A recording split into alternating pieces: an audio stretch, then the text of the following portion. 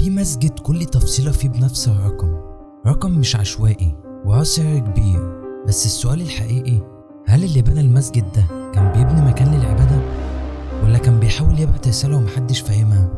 أنا هاشم مسافر، واللي هتشوفه دلوقتي هيخليك تبص للمساجد بشكل تاني خالص.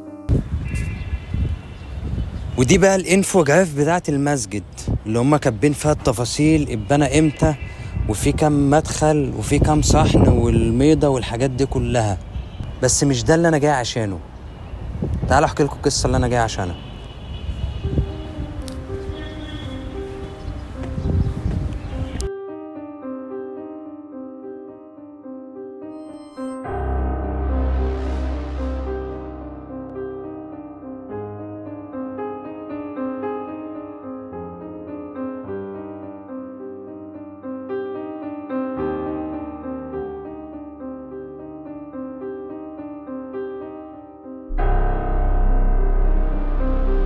عايزكم كده تركزوا على القبة اللي فوق دي، هتلاقوا فيها 8 شبابيك.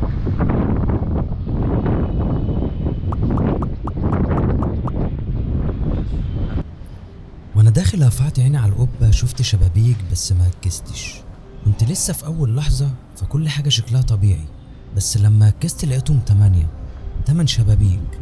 رقم غريب شوية، ولا انا بدأت اركز زيادة؟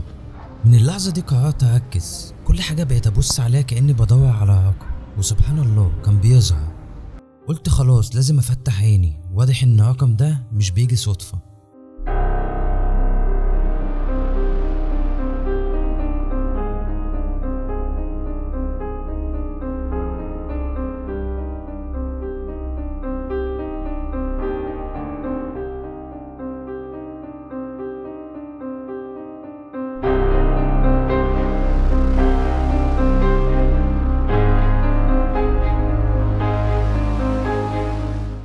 بصوا لو ركزتوا في العواميد هتلاقيهم 8 أعمدة، الميضة مرفوعة على 8 أعمدة بالظبط. وكل ما مشيت جوه كنت بلاقيه مستني، فقعدت شوية. ما كانش في صوت غير خطوات الناس حواليا، بس دماغي كانت شغالة.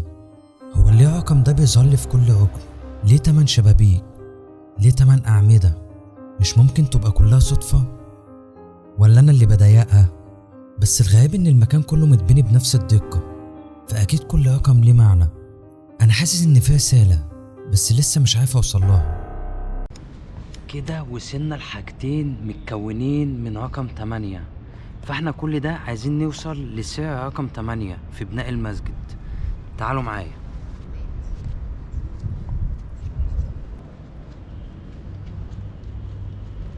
شايفين الباب الضخم اوي ده؟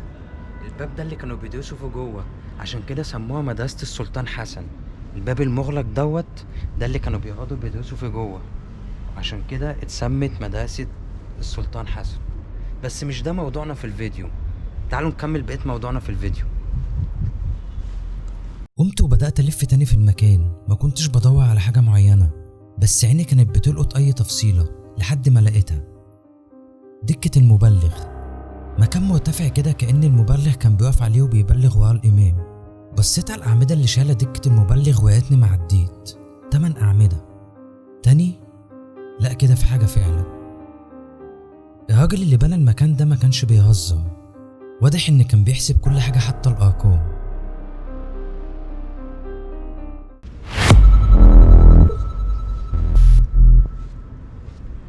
كده الموضوع في إن عايزكوا تاخدوا بالكوا كده من دكة المبلغ.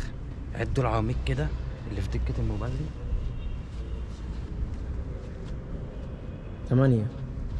دكة المبلغ برضه مرفوعة على 8 أعمدة. تعالوا نكمل اكتشاف. شايفين الباب الحديد الضخم دوت؟ لو ركزتوا في تفاصيل الباب هتلاقوه معوج، الحديد بتاعه مش مستقيم بسبب الاحتلال الفرنسي. لما جم هجموا وكانوا عايزين يحتلوا كل حاجة في مصر، فكانوا عايزين يحتلوا المسجد وفضلوا يكسروا في البيبان بتاعته، وعشان كده الباب متني ومش مستقيم زي الاول. خدوا بالكم كده. واكبر داعي كلامي، تعالوا اوريكم كسر في الباب.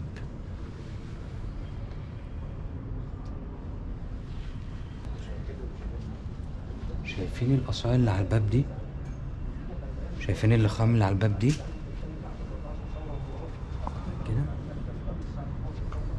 دي زي ما قلت لكم من ايام الاحتلال الفرنسي لما جم فضلوا يكسروا في البيبان، فدي اثار السيوف لما فضلوا يكسروا في الباب، مع ان حجم الباب ضخم جدا مش سهل اللي هو يتكسر او يتفتح، فساب الاثار دي. فمن ضخامة الباب فالسيوف ما حوقتش فيه، كل اللي حصل في الباب اللي هو اتخرم التخام البسيط دوت.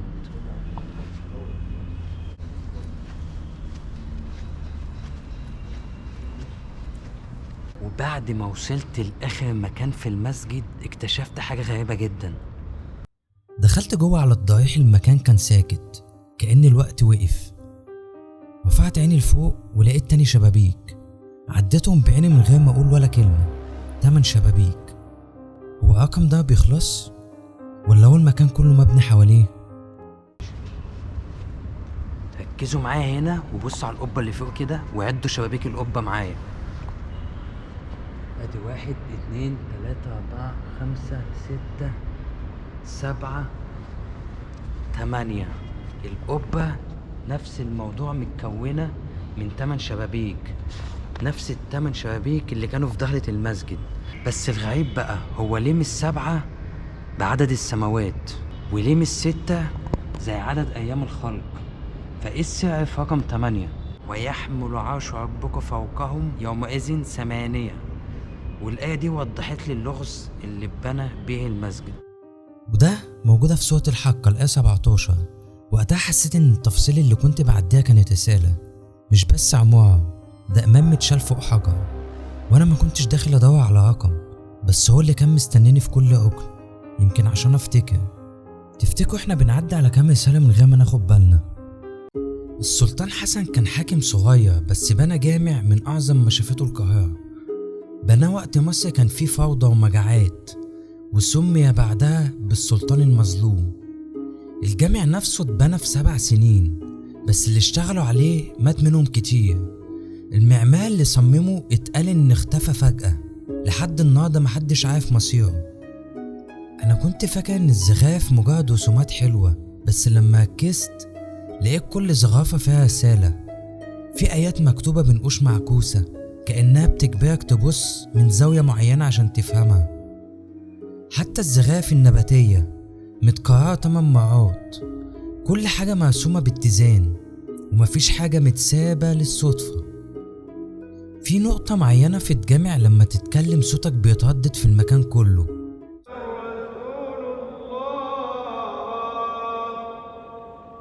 حي على الصلاة حي على الفلاح